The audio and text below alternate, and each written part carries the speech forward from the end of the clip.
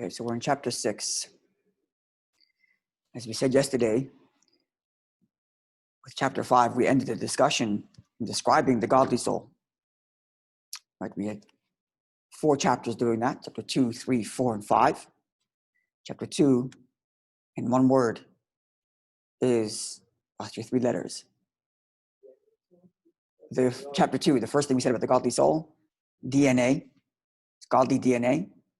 Right? We described the godly soul in its most deepest, truest way, that it's part of Hashem, chapter 2.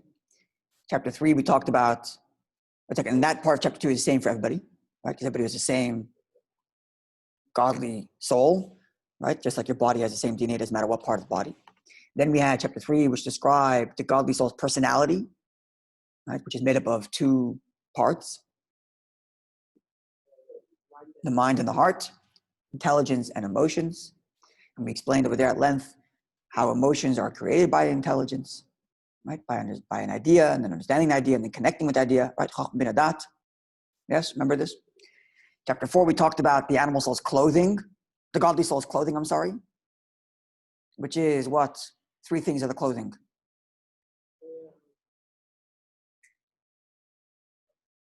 Three ways in which you take your ideas and your emotions, you put them into what?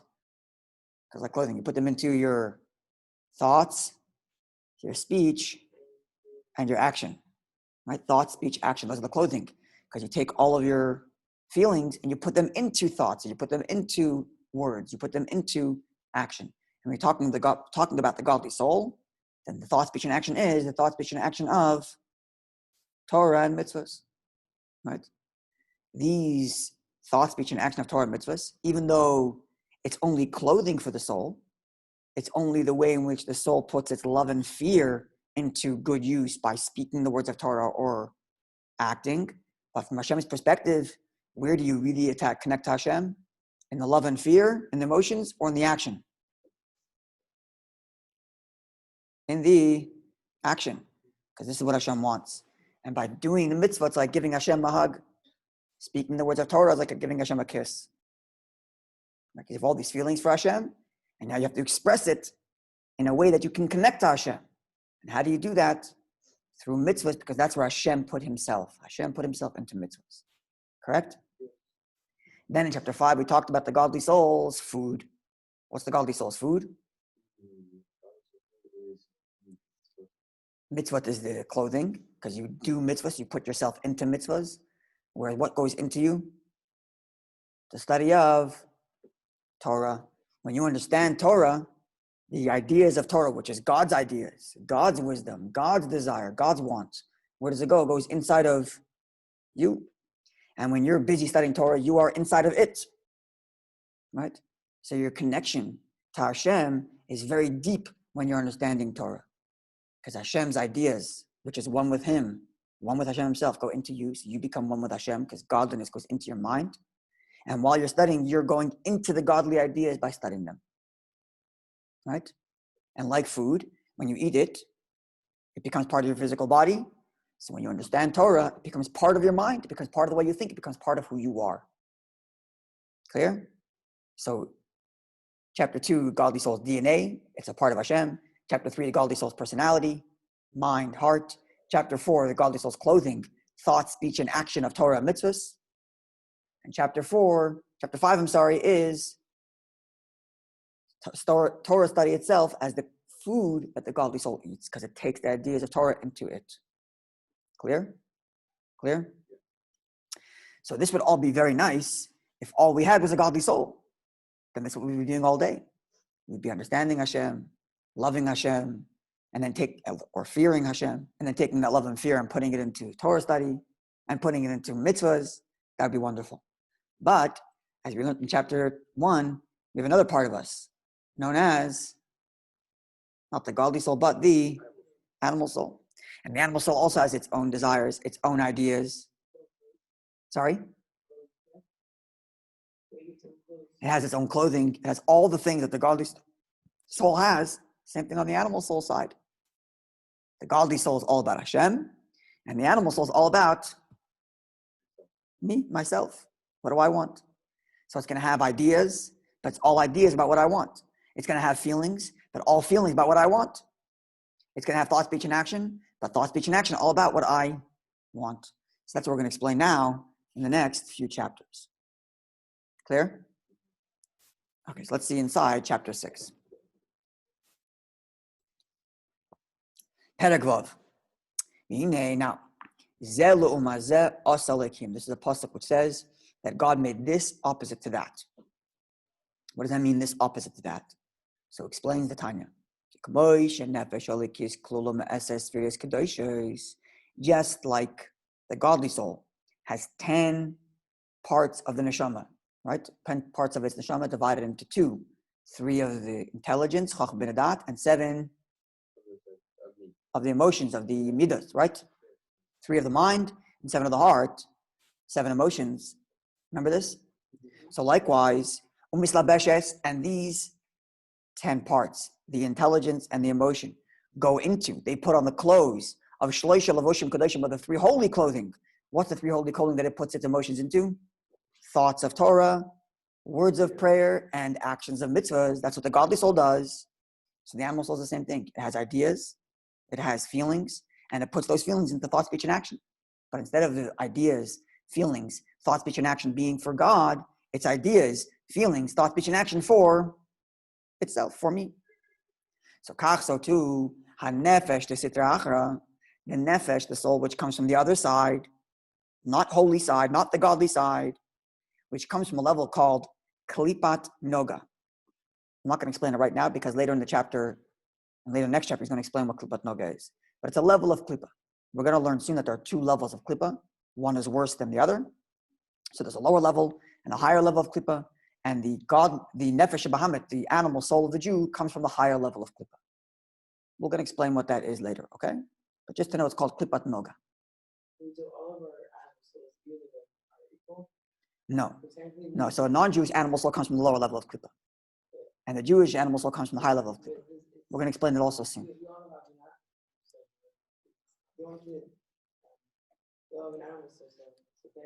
So why is it not the same? It's a good question. We're going to explain that soon. But the basic difference is whether or not this animal soul can be used for holiness. There are some animal souls that can't be used for holiness. Let's say a pig. It's not kosher, so you can't use it for holiness. But say the animal soul of a cow, it's kosher, you can make a carbon out of it. Or even today, if you eat the steak, and what's your intention? You want to be able to live properly so you can serve Hashem later. So now the energy that the steak gave you goes into the arvit you daven after prayer, after you pray after the supper. So now the cow gets elevated. Sorry? If you're using it for the purpose of serving Hashem, it gets elevated to holiness. So we're going to learn. Depends on your intention. We're going to learn about that. That's what we're going to be learning in the next few chapters. But I'm making this point that the higher level of klippa, called klipat noga, is the kind of klippa that could be used for holiness. So my animal soul, like you were saying yesterday, that you need an animal soul to do mitzvahs, right? Because otherwise, how am I putting on tefillin in front of an animal soul? I need an animal soul that keeps my hand alive, right? So that animal soul is getting elevated to holy. And that's why it's called klipat noga. So there's 2 levels of klippa. We're going to learn more about that soon. Okay? But the animal soul of the Jew comes from the higher level of klippa, called klipat noga, because as we're going to learn, the animal soul of the Jew could be used for kedusha, could be elevated for kedusha, for holiness, for godliness. Clear? We're going to learn more about that. Let's see. So this animal soul is mulubeshet b'dama adam. It's invested in the blood of man. You feel alive. You feel your fingers. You feel it's called in English sentience. It means you feel alive, right? You feel you can feel yourself thinking. You can feel yourself feeling. You touch something, you can feel, right? That's the animal soul. The fact that you're alive, right? So klula, it also has eser kisin the misavusa, also has 10 attributes or 10 parts, 10 faculties, right? The same way the godly soul has 10 parts, chachma, bina, das, the 3 of intelligence, and then the emotions, love, fear. So too, the animal soul also has intelligence, chachma, bina, dat, and it also has love and fear. But not love and fear for Hashem, but love and fear for its own selfish purposes, as we're going to explain. Okay? Following? Shehem, which they are, Sheva midas rois, 7 negative emotions. Habois ma'ar b'risha, which come from the 4 negative elements. Remember we learned about the 4 elements? Remember what they are? Fire, water, air, earth. And we said that from there stem all the emotions. So the godly soul has godly love, air, earth, water, and fire. The godly soul has that. The fire becomes its love for Hashem, it's burning up. The water becomes its joy of Hashem, right? The same thing is true of the animal soul. It also has fire, water, air, earth, and they become the various different emotions. Anger, lust, desire, laziness, wasting times, all kinds of different emotions. Remember? Okay. The seichel hamalidon, and there's the mind that gives birth to the mind of the animal soul, which gives birth to the emotions. The shalosh, which has 3 parts. Chachma, bina, das, just like the godly soul does. I'm translating it, I'll explain in a moment. Makar hamidus, which is the source of the emotions.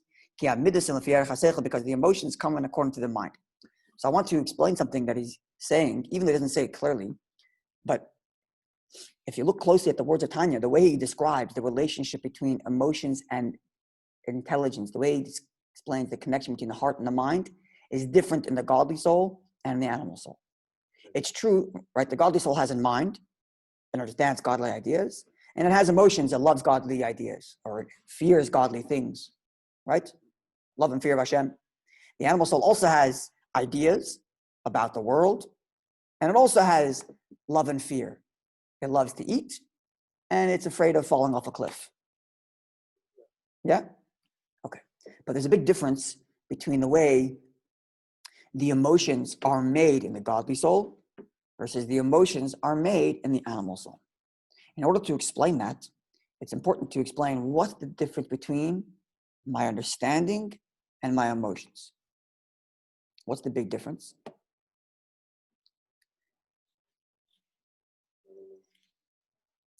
True intelligence, true mind, doesn't care about itself. What does it care about? Forget godliness for a second. Just the human mind. What's true mind? You're learning science. If you're really learning science for science, does it matter how you feel? Doesn't matter. What matters is, what does it say? What does the data show? What's the truth? Following? Yeah. So the mind is not about me. It's about the truth. Right?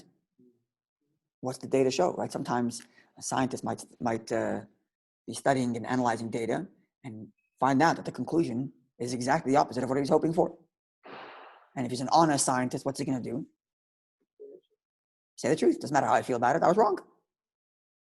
But what about my feelings? My feelings are all about me. How do I feel? Right? I love that. I'm afraid of that. I don't like it. I am angry. I'm upset. Right? So you see the difference between the mind and the heart is that the mind wants to know what's the truth. And the heart wants to know, how does it make me feel? Sorry? About the truth. My mind? The mind is about the truth. And the heart is about how I feel. In English, you say it's subjective versus objective. You know what those words mean? Objective means it's not about me. It's about what is it? What's the truth? What does it say? What does the data show? Whereas subjective is, how do I feel about it? And that's the emotions. How do I feel about it? Whereas the mind is, what is the truth? So now that you understand the difference between the mind and the heart. The godly soul, where would you say it's most important? Which of these two would be more important to the godly soul? The mind or the heart? Now you know the difference. Both are important, but where do you think it's most dominant? In the mind. Because what's the godly soul about? About me? No, the godly soul is about God. Right? And what is the mind about? What's the truth? Right? But now we want that I should feel for the truth. Sorry? If it's only in the heart, then it becomes all about me. But the godly soul is not about me. The godly soul is about Hashem. So for the godly soul, it starts off always with the mind. What is the truth?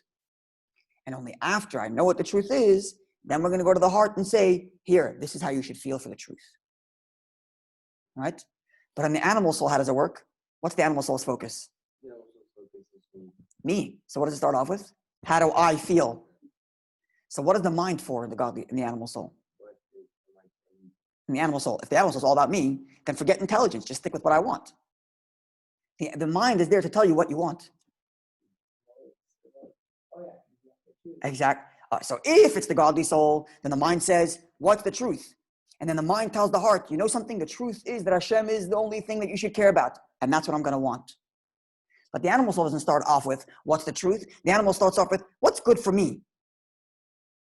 And then it sends the mind off on a mission to go find out what's good for him.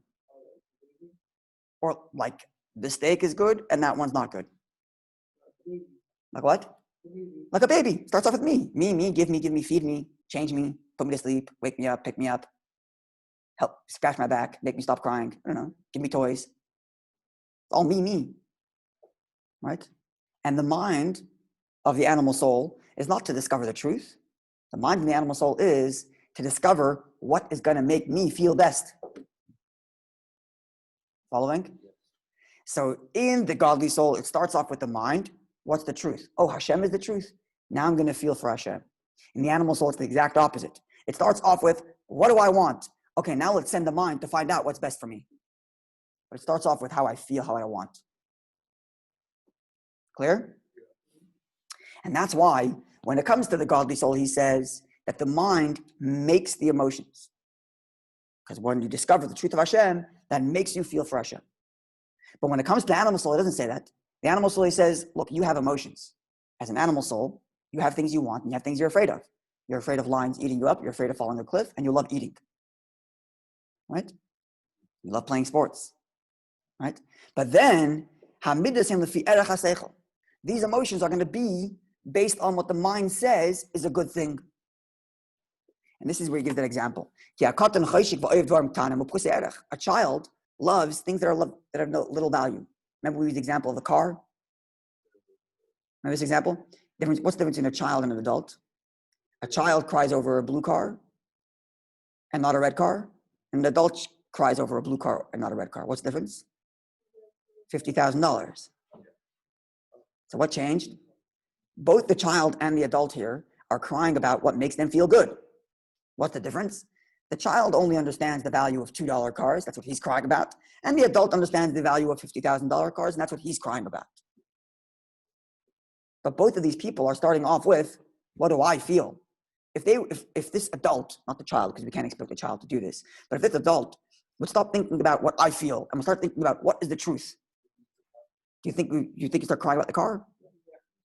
Sorry? No, if you thought about, I know, but if it's a blue car, not a red car, is he going to cry about that? If you're thinking about the truth, not about how I feel. The truth is that a car is not so valuable. There are more important things in life. If he was thinking that way, right? If he was a man of the mind, he wouldn't be crying over a car. Right? Following? Okay. Now the reason why, he says, the reason why the child loves things of little value is because his mind is too small to appreciate anything of more value. Likewise, he gets angry and upset from small, silly things. Also, he shows off. A kid shows off silly things. An adult shows off more valuable things. But both of these people are being driven and being motivated not by the mind and what's the truth, but they're being motivated by what? Their emotion. It's not child's fault at all, which is why only until bar mitzvah, he's not expected to do all Torah mitzvahs because doesn't have that mind yet. But once he becomes bar mitzvah, now the mind, his godly soul starts to develop. Clear? It's true. That's why he's not held responsible. Okay, so now we know that there's a part of me, the godly soul, which is driven by the truth of Hashem, and everything the godly soul loves, and everything the godly soul is afraid of, is all based around the truth of Hashem. And we found out that now that there's an animal soul. which starts off with, how do I feel? What do I want? And then it uses everything it has to try to figure out what's the best thing it wants, even the mind, right? Let's say, for example, a person really, really wants a certain child. You do all the time. You really want a certain prize. You want a certain game, a certain toy. So you're going to use your mind to try to figure out a way to convince your parents to give it to you. So who influenced which? Did the mind influence the heart here, or the heart influence the mind? The heart influenced the mind. I started off with, I want this Xbox. And I made my brain to figure out to get my parents to give me it, to give it to me.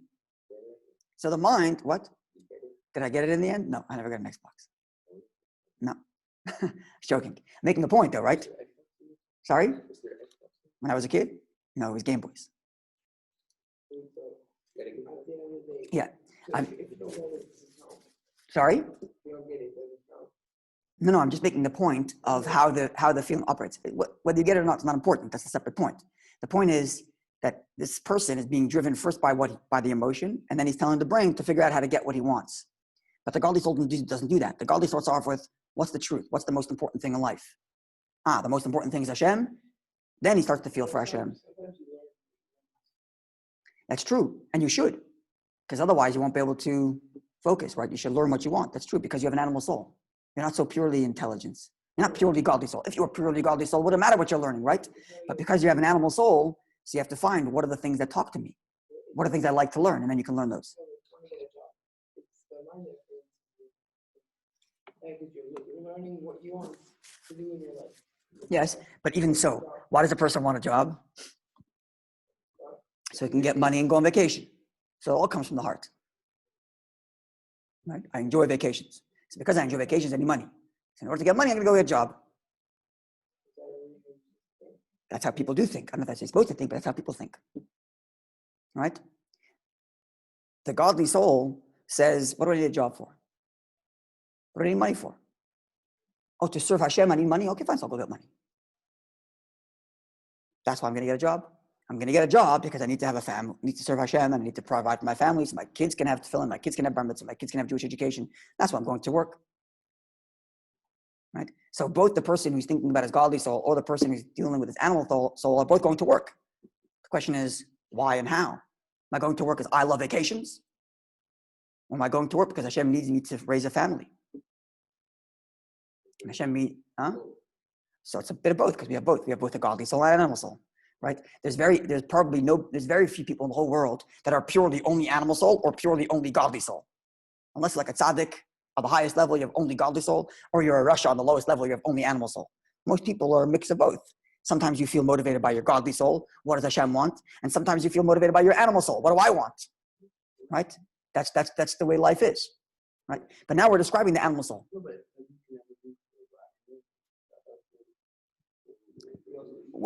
He also eats, yes. So we're going to talk about that soon. It's true. Even the tzaddik has an animal soul, but his animal soul does nothing other than serve the godly soul.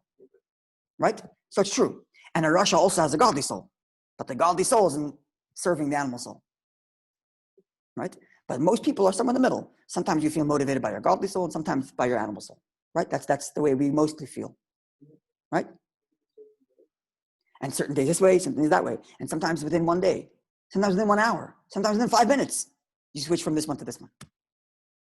Happens. Sorry? When you do prayer, it's mostly your godly soul, but it could also be your animal soul. It's still your animal soul doing it. So it's your godly soul talking to Hashem through your animal soul. That's right. That's what you were saying before, that the animal soul is used to do mitzvahs. That's where we're going. But first, we're discussing now, right, what the animal soul is and how it operates. And the first thing we learned is that it's motivated by, what's the godly animal soul motivated by? One word. By its feelings. But what does it want? How do I feel? What do I want? What's going to make me feel better? And go get that. What's going to make me feel worse? And stay away from that. Clear? Yeah. Okay. Now let's see. The Eser, now the last line on page Yud, I think there. Last line of the page you're looking at. The Eser these 10 parts of the animal soul's feelings and the animal soul's ideas, when I think about them, or when I speak them, or I do them, so what happens? The thoughts that's in my mind, and the words that are in my mouth, and the action I'm doing with my hand, or any other part of my body. Now, who are they serving? Who is the person serving when he's thinking of the thoughts of the animal soul? When he's doing mitzvahs, who's he connecting to? Hashem. When he's doing the actions of mitzvahs, he's connecting to Hashem. Now, what if I do an action of the animal soul? Now I'm connecting to Klippa. 1 second, but then it's not the godly, then it's not the animal soul's actions. When you're thinking about selfish things, and you're speaking about selfish things, not bad things, just regular selfish things, and you're doing just regular selfish things, I'm playing sports, is that godliness or is that Klippa? Sports? Yeah. Depends what. If I'm doing it just because I want to enjoy, then who is that? Godly soul or animal soul? It's the animal soul. I want to enjoy, right? So what am I connecting to now? Klippa? Sorry? So now you're God. Now we're going to learn that's your animal soul connecting to the godly soul. If I'm playing sports because I want to be healthy, and the reason why I want to be healthy is why? So I can serve Hashem more properly, then it's being connected to Hashem. But if I'm thinking just me, myself, I want to enjoy, it's okay, I got it. Right? If I'm just thinking me, myself, I want to enjoy, then what is that? Klippa or Kadosh or holy? I want to enjoy. Is that holy? Right, so that's what I'm asking. I'm not doing it because I want to serve Hashem. I'm not doing it because I want to get healthy. I'm doing it because I want to enjoy. It's all about me here. So it's Klippa. If you think about it that way. So you have to make the choice to think about it that way. It doesn't happen automatically. The animal soul doesn't automatically think about God. When I'm playing sports, the first thought to my head is not Hashem. The first thought Hashem is me. I have to tell myself, hey, it's not about me. But if I don't do that, if I just think about me, it's not godly, it's Klippa. Because it's selfish. That's right. Anything that you do that's motivated by I is Klippa. And now you're learning another depth in Tanya right here. So then I have to think that. If I think it, then it's not longer I anymore. It's I, yes, but it's I serving Hashem. Right? So now you're understanding that the big fight inside of me, you see where we're going, it's not a question of do good stuff, do bad stuff. That's not the real struggle. What's the real struggle?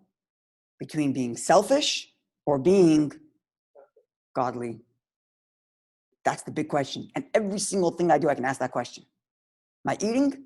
Right now, selfish, godly. Sleeping, godly, selfish. Sports, selfish, godly. As long as it's kosher, I have to ask that question. Is it godly? Or is it? It isn't. It's not necessarily godly. Depends what you do with it. Depends, because it's all about me. I'm eating it for me. So it's still Klippa. So let's explain that. And there comes the two levels. Okay, we'll do the rest of this outside. I'm going to answer that question in a second about why kosher food isn't holy just yet. But before we get to that, we're understanding now that what really is Klippa? Klippa isn't evil. What is it? Anything that says I. Because what's the truth? What's the real truth? What's the only truth? Everything is what?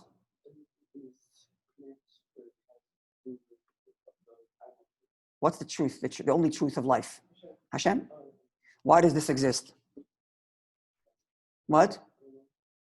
Why does it exist? Because Hashem wants it to exist. Right? So, is this really the truth? No. The truth is that Hashem is making it. Right? So anything that you look at, if it doesn't tell you, I am here only because of Hashem, then it's not the truth. If you were to see an angel, what would you see? Holiness. What does holiness mean? You see the angels doing nothing other than expressing what Hashem wants it to express. So what's the only way to be holy? Is if you are ready to give everything up for Hashem. That's what holy is. 1 second, we'll get to that in a second. But first let's understand what holiness is and what klipa is. Right? Let's make this clear.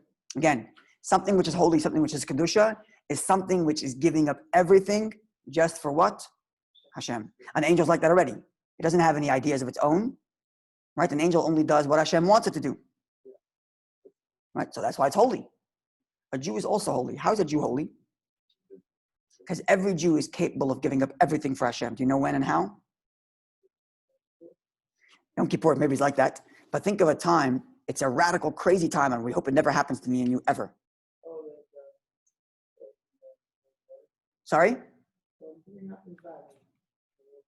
If God forbid, someone puts a gun to a Jew's head and says, bow down to this idol or you're dead. What does a Jew say? Kill me. A Jew is willing to give up everything for Hashem. And that's the proof that the Jew is holy. That's when your neshama, which is all about godliness, is willing to give up everything. Right? So deep down, I have a part of me that's holy. A part of me that's willing to give up everything for Hashem. But the rest of my life, who is it? What's it motivated by? Give up everything for Hashem or motivated by me? And if it's motivated by me, then what is it? Not holiness, it's klipa. You know what the word klipa means? Translate the word klipa. Klipa means a shell. A shell. Klipa is literally a shell, like the shell of a fruit. It's called a klipa. Klipat egos means the shell of an egg, of a nut, right? Klipa is a shell. Why is it called a shell? Because the shell is hiding the truth. What's the truth? The truth is that Hashem is the only reality. The truth is that why do I exist? Because Hashem made me. But there's this shell that says, oh, Hashem, yeah, me, I want. And that's klipa. Now let's get to the difference between kosher and not kosher, right? So let's understand something. Anything, what we just said, anything which is about me is klipa. So if I'm hungry and I am eating steak, even if it's kosher, what's it from? Klipa or kedusha? It's motivated by who? By me. One second. Oh, one second. But this is a level of klipa that's capable of going to kedusha. That's the level of klipa we said before, which is called klipat noga. Right? Klipat noga means it's the kind of klipa which could become holy. Let's say, for example, this table. This table is made by klipa. Because you look at the table, you don't see godliness. You just see a table. The table, it doesn't say any words, but the table is an eye. It takes up space, and it says, here I am, this is my shape, this is my color. Right? It doesn't say any words, but that's what it's living. Right? So it's klipa. But what kind of klipa is it? It's the kind of klipa that has potential to be used for holy. How so? Right now, we're sitting and studying by the table. And the same thing is true of kosher food. Kosher food is not holy yet. It's klipa, just like the table is, just like I am. But if I use it for holy, now it gets elevated. Clear? But in order to do that, I have to think that why am I eating? Not because it's kosher. Kosher lets me eat it. I'm eating, why? Because I'm hungry? Or am I eating because Hashem needs me to serve him? And in order to serve him, I need to eat. There's the big question. No, the mitzvah is not, there's no mitzvah to eat kosher. There's a sin not to eat, not kosher. The only time it's a mitzvah to eat kosher or to eat at all is like on Shabbos and Yom Tov. And then it's true, it's holy. On Shabbat and Yom Tov, your eating is holy. But during the week, there's no mitzvah. Hashem doesn't say, please eat. Hashem says, when you eat, you can't eat not kosher. Right? So it's not a mitzvah to be eating a kosher steak. Because if you want, you can eat a kosher apple. The mitzvah is, don't eat not kosher. So not kosher stuff is the lower level of klipa. That can't be elevated. That can't be used for kedusha. Because it's not kosher. And therefore Hashem says, don't eat that stuff. Right? But the main point of chapter 6 is, to recap, we're explaining what the animal soul is, and we're explaining what kalipa is and versus kedusha. Kedusha is defined by what? How do you define holiness? Anything that's what? That's giving up everything for Hashem. Klippa is defined by anything that's what? For me, for I. Anything that's I is Klippa. Anything that's for Hashem, anything that Hashem, giving up everything is for Hashem is holy. Right? Now within Klippa, there's a lower level. There's one level of Klippa that right now it's thinking I, but it could be used for Kedusha. Another level of Klippa is where it's such a deep I that it can't even be used for Kedusha, like non-kosher food. Is that clear? What? Okay. Now the other thing we learned about the godly about in chapter 6 is that this animal soul, which is Klippa, because it's all about I, what's it motivated by? The animal soul is motivated by what? The mind or the heart? It has a mind and a heart, but what's it mostly motivated by? By the heart. Because the animal soul is all about how I feel. And it uses the brains to get what it wants. Clear? So which means like this. I'm not doing a sin. I'm not doing a sin. I'm just playing sports. Or I'm just thinking about, I don't know, how I'm going to make a living. It's not a sin. But is it Kedusha? No, because it's about me. And therefore, what is it? It's Klippa. It's the animal soul. So it's very, very important to remember this. That the animal soul isn't necessarily Averas or sins. The Yitzhahara does sins. But the animal soul is just about me living for me. That's Klippa.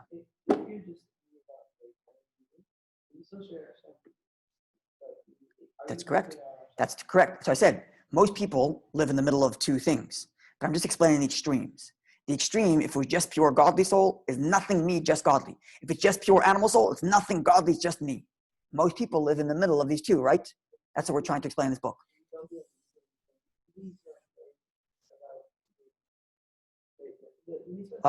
What if a person does mitzvah for selfish reasons? Is that what you're asking? No? Kind of question? No, it's like this. You're saying a person does mitzvah, but he's still living just for himself. Yeah?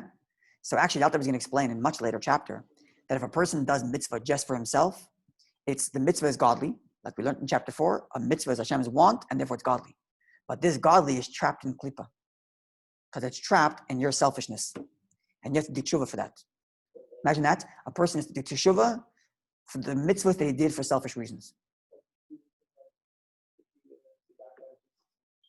Just to show off. So it's for sure a mitzvah, right? And if it's still a mitzvah, and that act was still what Hashem wanted, it's Hashem's desire, but he trapped it in klippa by putting on a selfish motivation. And he has to dig deeper, find teshuvah to fix that. Can you imagine that? A person has to do teshuvah for mitzvahs? Because the struggle, remember, this is the big, one of the big chidushim. You know what a chidush is?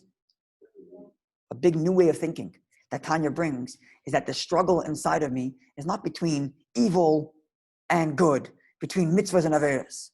It's true that's a fight. But the real fight inside of me is between being selfish, animal soul, or being for Hashem, godly soul. That's the big question. And that fight is not just by mitzvahs and averas, but even when I eat, when I sleep, when I play sports. Every single part of my life, I have this question. Is this selfish or is this for Hashem? Is this going to be animal soul motivated, me, or godly soul motivated? This is what Hashem wants. And most people bounce back and forth between these things. Or sometimes it's a mix. Sometimes you're feeling for yourself and for Hashem, right? It's a mix. And you have to, inside of your mind, you have to fight, to push. That the godliness should be the more important reason. And the selfishness should be a little bit less. That's the struggle we're going to be dealing with. Okay? So that's chapter 6. In chapter 7, we're going to talk more about the klippa of averas. Because in chapter 6, we talked about the klippa, not of averas, but the klippa of just being selfish, right? Even eating kosher food, because I'm hungry. So in chapter 7, we're going to talk more about the klippa of avera, of actual sin, the lower level of klippa, which can't be used for, we'll talk more first about both of these levels. And then we're going to talk about such a high level of teshuvah that even the lowest level of klippa can be elevated to kedusha. Okay, that's coming in chapter 7. So far, so good? So far, clear? Okay. So we'll take a short break and then we'll continue with our Hilchot Tzitzit in a few minutes.